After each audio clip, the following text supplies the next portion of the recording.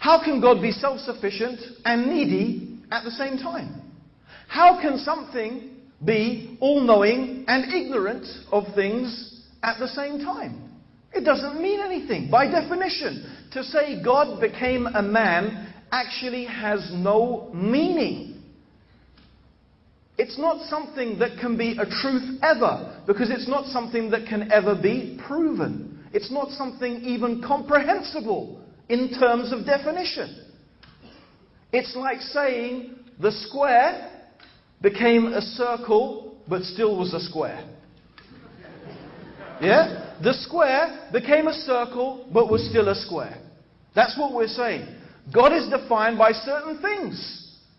And man is defined by certain things. And those things are opposites. You can't be the same, you can't be the two things at the same time. In fact, that should be enough for anybody to realize the absurdity of the claim that Jesus is God. Jesus is perfect God and perfect man. It doesn't mean anything. You can't be perfectly knowing everything and perfectly not knowing everything at the same time. And for someone who often says, well, God can do anything. Of course, there are many replies to that. One of them is to answer it with another question. Well, can God do something evil? If He's a good God, and He is a God who is all good, can He do evil? If God is all-knowing, and God is wise, can He do something stupid? No, God has certain attributes. God has a certain nature that defines God. So by definition, that's what defines God. If God is immortal, He does not die. If God is self-sufficient, He does not eat and breathe. And we have too many descriptions in the gospel of Jesus, of His mortality. Of course, according to Christian theology, He dies on the cross. He's killed. Can you kill God? According to the Bible, Jesus doesn't know things. He's ignorant of things. He is weak. He forgets. He's human. He eats. He walks in the marketplace. He breathes air. This is Jesus. There's one amazing example that is so clear. It's the famous example of the fig tree, that one day Jesus is riding on a donkey. Think about it. Does God ride on a donkey? And He sees a fig tree and He feels hungry. So God is hungry. And He wants to eat some figs. So He goes to the fig tree and He finds there's no figs on the tree. That means from the donkey to the fig tree, He couldn't see whether there were figs or not. Is that someone who sees everything? He didn't even know there were no figs on the tree. And it becomes more surprising because when there were no figs on the tree, it says, because it wasn't the season for figs. So He didn't even know when the seasons were. And He's supposed to be the creator of the seasons. So we've got a God riding on a donkey who gets hungry, okay? Who doesn't know whether there's figs on the tree and doesn't even know the seasons of the figs, right? And when He sees there's no figs on the tree, He gets so upset, He curses the fig tree and it withers and dies. Now, that is truly extraordinary.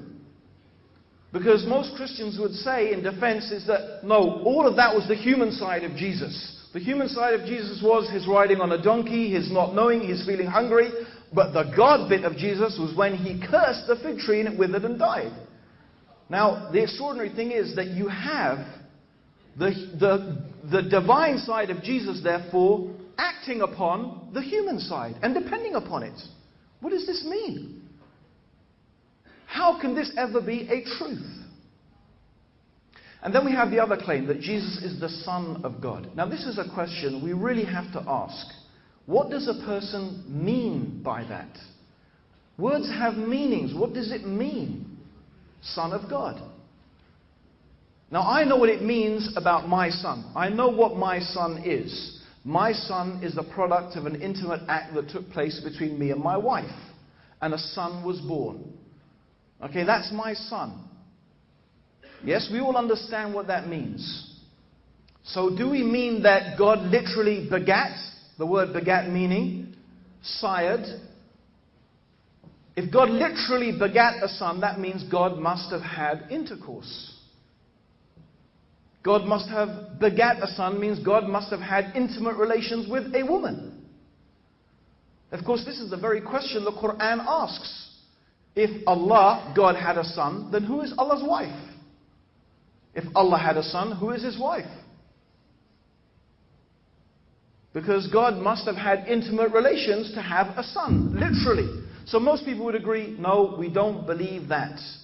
That's not what we say. We don't believe that Jesus is literally the Son of God. Okay, so what do you claim then? That God adopted Jesus as a son? Now again, we want to know, does that have any real meaning? So for example, if I brought along today a little poodle, okay, and I say, here's John, my son. Okay, now I know the Arabs in the audience are going to find this particularly funny, but for us English, there are some English people who, believe me, they love their dogs more than they love their kids. Okay?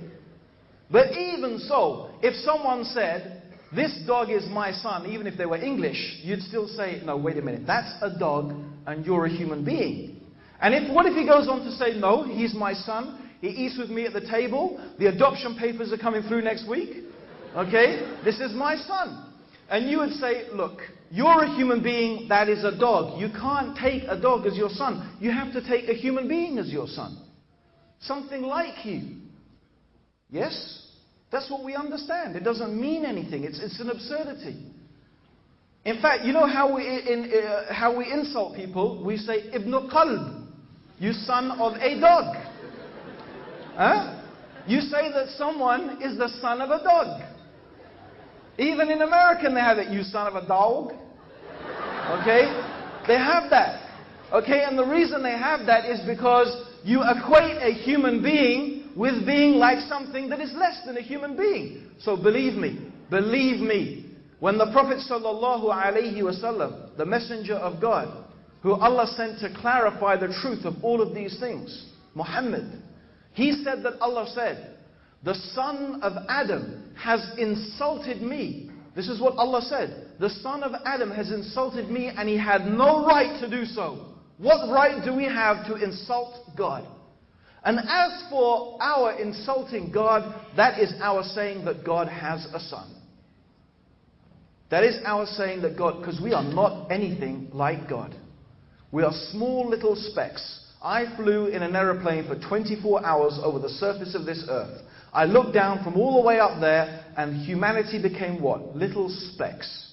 On an earth that is a little speck.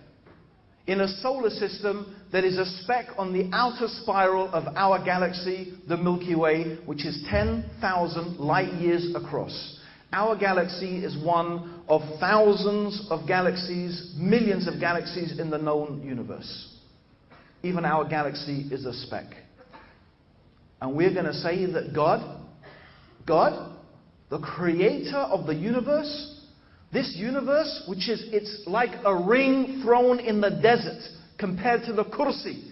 This is what the Prophet said.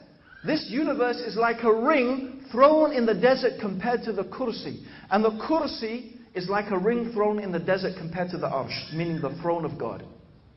The universe is an infinitesimally small speck compared to the throne of God. And we're going to say, God was a speck in a speck in a speck.